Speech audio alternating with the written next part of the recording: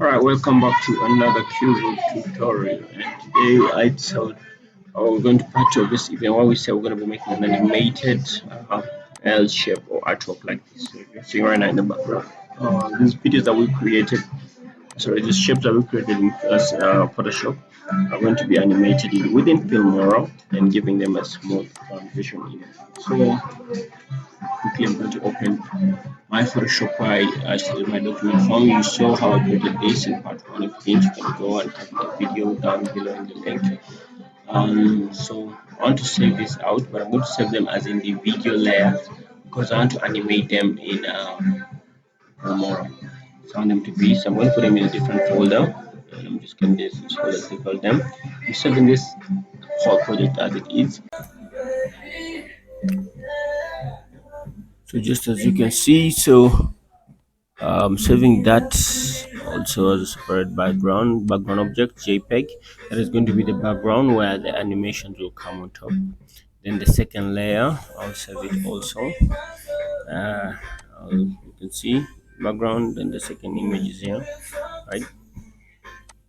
So all right, so the second object, I'm going to give it full transparency. If I want to give it transparency, I'll give it while the other side. So I don't want this line that shows edges, so I'm just going to wash it out to make it look like it's a seamless at work.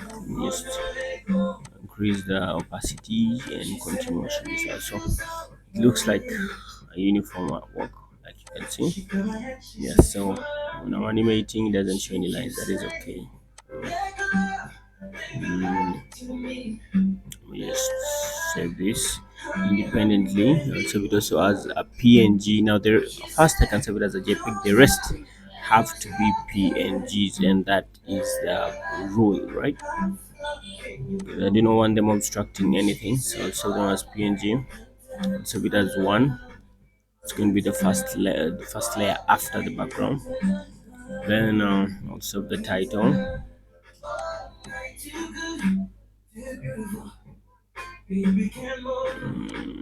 Export as quick PNG, and I will say that is okay. I'll give it.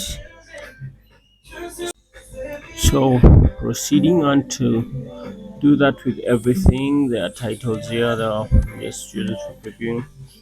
I'm going to speed up this process real quick so you can see that I'm taking all this information and save each individual layer. Take reservations. I'm going to do that for all.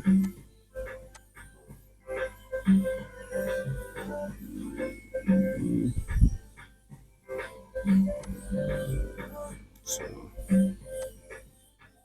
I'll move right back. So back to Filmora, where I'll just go create a new title, any kind of title. I just want any templates, any. Doesn't matter which one. Let me just choose custom ones, so you don't think that this one is internet. I'm not on the internet. Let me just choose any of my customs, so that you don't think I had a special arrangement for this. I'll just pull this. I created some time back. I'll move into that advanced tab. And I'll just delete everything in here real quick, everything, right? So then I'll go and import inside my folder. First start by the background, so it's at the bottom. Then I'll import my image. Then I'll import my front fever title. I'll just scale it and position it where I want it to be. Now I'll go and import my reservations. I'll just see where to arrange them. So the rest you can arrange where you want. Then some other titles, like I said, I wanted to create them in Filmora. So I'm just going to give them a different size here.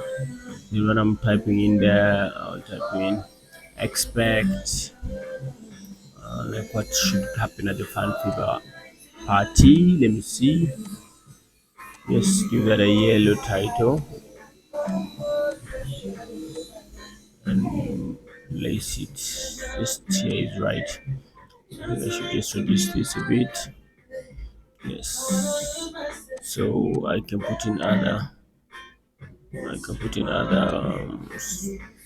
Expectations here. All right. All right. Let me just type in quickly. Music, dance, everything that comes to my head, I'll just put it here. But as a text within Filmora, I could have done all this within Filmora, but that was going to be a lot of work and less design. So when I am sure I've typed out what I wanted to type, I'll just try to make these two lines. Try and see how I can use the space.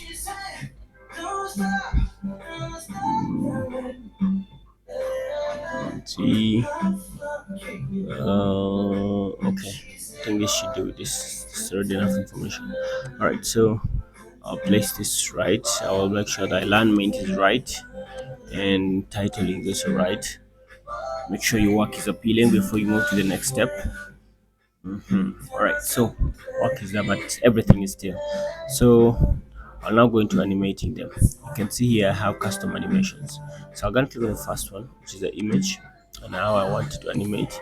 There are options here you could see, and it's not like After Effects. This one's actually previews your animation in real time when you just hover and remove the effect.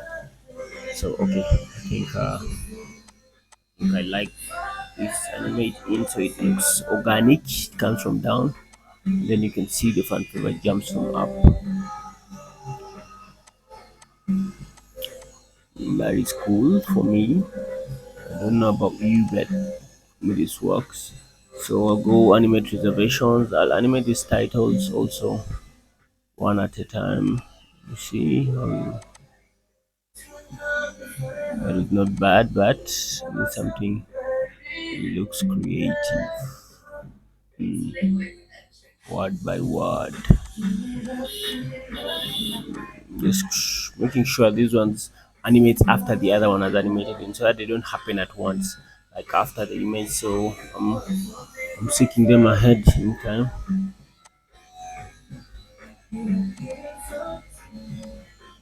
All right, and this should do it. All right, so that is okay. I'm going to save this as my custom text. I'll call it L shape or squeeze back, that is. So I'll come to a point where I want it to animate in. I'll place it, right?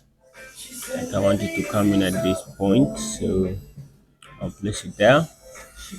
While at that point, there, this should squeeze back, giving room for the titles to be visible. So I'll give it time. Where my keyframes were last time. If you didn't see how we created those keyframes, you should go back and watch the tutorial. So you can see the titles leave before the video closes, but I want it just a matter of dragging now. Drag it. You see, voila, animation is complete. You can do this yourself.